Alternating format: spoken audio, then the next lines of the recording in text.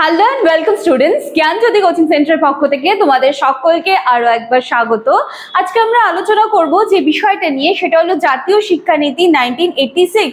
এর আগের দিনে কিন্তু আমরা জাতীয় শিক্ষানীতি 1968, জাতীয় শিক্ষানীতি 2020 আমরা কিন্তু এগুলো আলোচনা করেছি এবং এগুলোর যে এমসিকিউজ রয়েছে সব কিন্তু আমরা কমপ্লিট করেছি।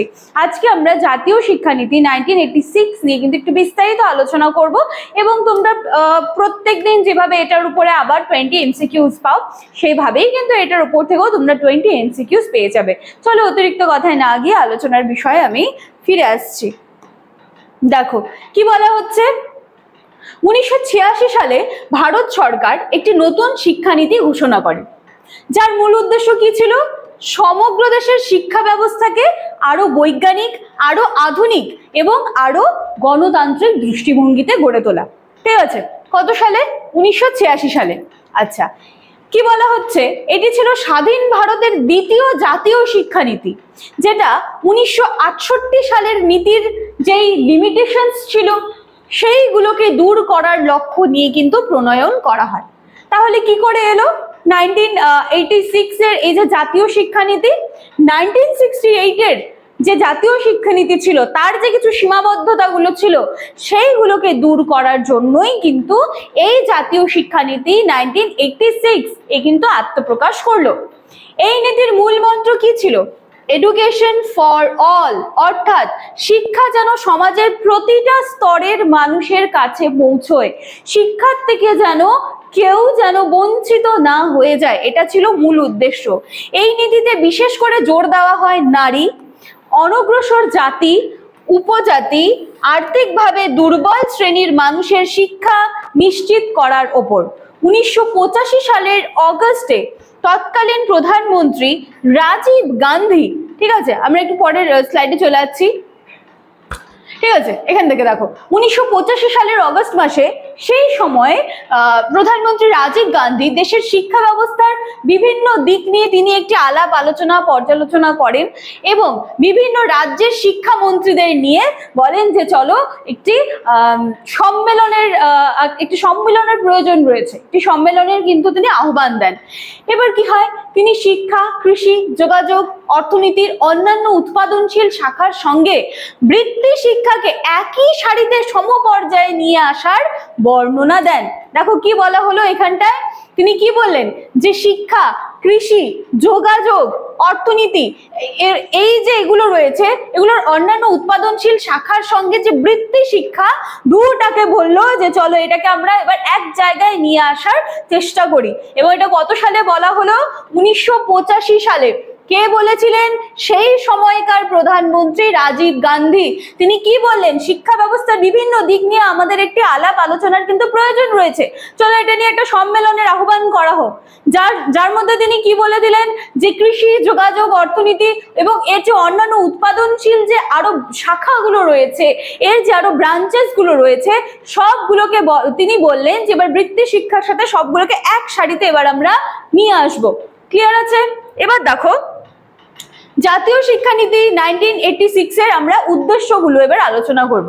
কি বলা হচ্ছে? সমতা বিধান, এটা সমতা বিধান ও সমসুযোগ দান। কিভাবে?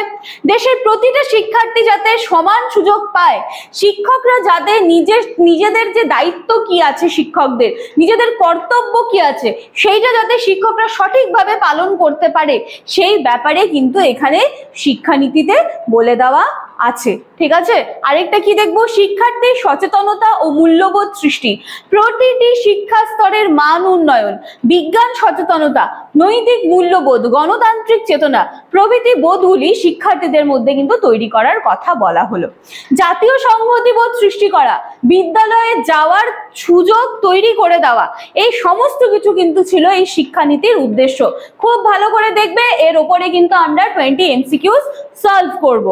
আচ্ছা, এরপরে কি বলা হচ্ছে দেখো, বৃত্তি ও কারিগরি শিক্ষার গুরুত্ব, বিজ্ঞান, কারিগরি, প্রযুক্তি, ম্যানেজমেন্ট ইত্যাদি এই যে অত্যাধুনিক প্রয়োজন ভিত্তিক শিক্ষার উপর কিন্তু বিশেষভাবে এবার গুরুত্ব আরোপ করা হলো। কারণ শিক্ষা ব্যবস্থা নিয়ে পুরো চিন্তা ভাবনা কিন্তু শুরু হয়েছিল। শিক্ষার্থীদের স্বনির্ভর করে গড়ে তোলার জন্য বৃত্তি এবং কারিগরি শিক্ষাকে গুরুত্ব দেওয়া হয়েছিল, যাতে শিক্ষার্থীরা সেই ধরনের শিক্ষা লাভ করে যেটাকে শিখে তারা সেখান থেকে কিন্তু নিজেদের কর্মসংস্থান বলো বা অর্থ উপার্জনের যে পথ বলো সেটাকে যেন তারা নিজেরা প্রশস্ত করতে পারে। আচ্ছা, তারপর কি শিক্ষায় প্রথা বহির্ভূত ব্যবস্থার প্রচলন, মানে কি বলছে সমসুযোগের ফলে যেমন নারী জাতি, তপশিলি জাতি, উপজাতি সকল মানুষেরা উপকৃত হয়েছে। এর আগে আমরা কি দেখলাম যে শিক্ষায় সমান সুযোগ দেওয়া, যেখানে নারী জাতি, পিছিয়ে পড়া জাতি রয়েছে যেগুলো সবার কিন্তু শিক্ষা সমান সুযোগের কথা কিন্তু বলা হচ্ছিল। এবার কি বলা হলো যে যেমন নারী জাতি, তপশিলি জাতি, উপজাতি প্রত্যেক শ্রেণীর মানুষেরা যেমন উপকৃত হয়েছে, সেরকমই নিরক্ষরতার অভিশাপ থেকে মুক্তির জন্য কিন্তু প্রথা বহির্ভূত শিক্ষা এবং অবশ্যই বয়স্কদের কিন্তু শিক্ষার প্রচলনের কথাও বলে দেওয়া হলো। তার মানে যখন বলা হচ্ছে যে শিক্ষা থেকে কেউ যেন বঞ্চিত না যায়, সেখানে কিন্তু যেমন পিছিয়ে পড়া অনগ্রসর শ্রেণী থাকবে, সেখানে যেমন নারী সমাজ থাকবে, ইকুয়ালি সেখানে কিন্তু বয়স্করাও থাকবে, তারাও যেন কোনোভাবেই শিক্ষার থেকে যেন বঞ্চিত না হয়। ক্লিয়ার? আচ্ছা, এরপরে কি আছে? প্রতিবন্ধী মানুষ, প্রতিবন্ধী মানুষদের জন্য অবশ্যই বিশেষ শিক্ষার ব্যবস্থার কথা বলা হয়েছিল। তারপর কি? প্রাথমিক ও মাধ্যমিক শিক্ষার গুণগত মান বৃদ্ধি। এই শিক্ষানীতির অন্যতম উদ্দেশ্য কি ছিল? প্রাথমিক শিক্ষা এবং মাধ্যমিক শিক্ষা এই দুটোর কোয়ালিটি ডেভেলপ করা। এই সময় আর্থসামাজিক পরিপ্রেক্ষিতে জাতীয় শিক্ষানীতি 1986 এর গুরুত্ব কিন্তু অপরিসীম ছিল। ঠিক আছে, এগুলো তাহলে আমরা কি আলোচনা করছি? এগুলো আমরা আলোচনা করছি যে বৈশিষ্ট্যগুলো, উদ্দেশ্যগুলো। এরপর কি বলা হচ্ছে? দৈহিক বিকাশের উপর গুরুত্ব আরোপ। দৈহিক বিকাশ মানে কি? ব্যায়াম, খেলাধুলো এগুলোর উপরে আরো ফোকাস করতে হবে। কারণ কি বলতো, যখন আমরা শারীরিকভাবে সুস্থ থাকবো আমরা কিন্তু মানসিকভাবেও ভালো থাকতে পারবো। তো পড়াশোনার মান ডেভেলপমেন্টের কথা বলা হচ্ছে, তো অবশ্যই সেখানে শরীর চর্চা, ব্যায়াম, খেলাধুলো এগুলো কিন্তু অবশ্যই থাকবে। তো এগুলোর কথাও বলা হয়েছিল। দেন দেখো কি? পরীক্ষা ব্যবস্থার সংস্কার ও শিক্ষাক্ষেত্রে জাতীয় বরাদ্দ বৃদ্ধি। বলছে এই শিক্ষানীতির অন্যতম উদ্দেশ্য কি ছিল? পরীক্ষা ব্যবস্থার সংস্কার সাধন। ঠিক আছে, যখন শিক্ষার কথা বলা হচ্ছে তখন শিক্ষার প্রতিটা দিকের কিন্তু কথা ভাবতে হবে। তাহলে এবার কি বললো? যে পরীক্ষা যেগুলো নেওয়া হচ্ছে সেইগুলোর কিন্তু সংস্কারের কথা বলা হচ্ছে, এবং সেই উদ্দেশ্যে কি বলা হচ্ছে? শিক্ষা ব্যবস্থাকে আরো নির্ভরযোগ্য করতে হবে। শিক্ষাক্ষেত্রে বরাদ্দের পরিমাণ জাতীয় আয়ের 6% স্থিরীকৃত কিন্তু করা হয়েছিল। ঠিক আছে, আচ্ছা, এবার কি? অতীতের বিভিন্ন সমস্যার সমাধান। কিরকম? অতীতে বাধার সম্মুখীন হয়েছিল এমন কতগুলি ধারণাকে বিশেষ গুরুত্ব প্রদান করা হয়। মানে এর আগেও জাতীয় শিক্ষানীতি যখন এসেছিল তখন কিন্তু আমরা দেখেছিলাম যে কিছু বাধার সম্মুখীন হতে হয়েছিল, কিছু লিমিটেশনস ছিল। তো সেইগুলো নিয়ে কিন্তু বলা হচ্ছিল যে মানে কোন জায়গায় আগে আমি কি করে এসেছি, হয় না যে আমাদের মনে করো যে এখন যে শিক্ষানীতিটা রয়েছে সেই শিক্ষানীতিটাকে আমরা কখন আরো ডেভেলপ করব, যখন আমাদের আগে থাকা শিক্ষানীতির মধ্যে কি খামখেয়ালি রয়েছে, কি খামতি রয়ে গেছে, কি কমতি রয়ে গেছে, সেইগুলোকে যখন আমরা খুঁজে খুঁজে বের করব তখন কিন্তু আমরা আমাদের বর্তমানে থাকা শিক্ষানীতি সেটাকে কিন্তু অবশ্যই ভালো করতে পারবো। ক্লিয়ার আছে? আচ্ছা, তো সেটাই কথা বলা হলো। তো এই উদ্দেশ্য পূরণের জন্য challenge of education a policy perspective শিরোনামে একটা প্রতিবেদন প্রকাশ করা হয়, এবং এই যে প্রতিবেদনটা দেখো কি বলা হচ্ছে? Challenge of education a policy perspective, এই যে শিরোনামে একটা প্রতিবেদন পেশ করা হয়েছিল, এই প্রতিবেদনের পরিপ্রেক্ষিতে ভারত সরকার 1986 এপ্রিল মাসে যে জাতীয় শিক্ষানীতি রচনা করে সেটা 8 মে 13 মে 1986 উভয় সভায় কিন্তু অনুমোদন লাভ করে, এবং জাতীয় শিক্ষানীতি 1986 কিন্তু 12টা অধ্যায়ে বিভক্ত। কতগুলি অধ্যায়ে বিভক্ত? 12টি অধ্যায়ে বিভক্ত। ক্লিয়ার আছে? আচ্ছা, এবার দেখো এখানে কিছু নেই। তো এই ছিল আজকে আমাদের কিন্তু ক্লাস বা আলোচনার বিষয় জাতীয় শিক্ষানীতি 1986। আশা করছি জাতীয় শিক্ষানীতি 1986 নিয়ে কিন্তু তোমাদের কোনো রকম কনফিউশন থাকবে না।